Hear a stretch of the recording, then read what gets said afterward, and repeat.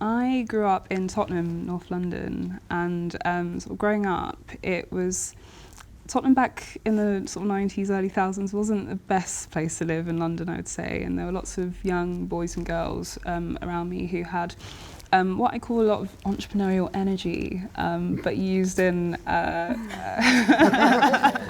not always used in the best ways. And I had two older brothers who unfortunately got caught up in a lot of the sort of challenges that a lot of young men in particular got caught up in. And it was just really obvious to me that there weren't that many opportunities out there, despite how brilliant how democratized technology has made access to a lot of opportunities, and we live in an age where anyone with a laptop can start a business from scratch, and it's the best and quickest way to achieve financial inclusion, and still so many people don't feel like it's something that they can access. But in reality, anyone can be an entrepreneur. So I started Foundervine in order to just get more, particularly young women and people from minority backgrounds, thinking about entrepreneurship and acknowledging that if you already have a business idea and you know where to go,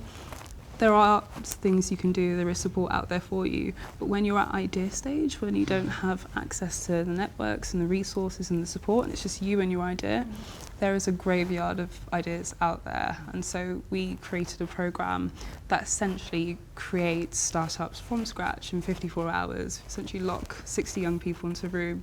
They meet for the first time, they form teams, they build startups from scratch in partnership with corporates. So it's a great way to get professionals from industry, particularly people of colour, in these organisations to engage with young people.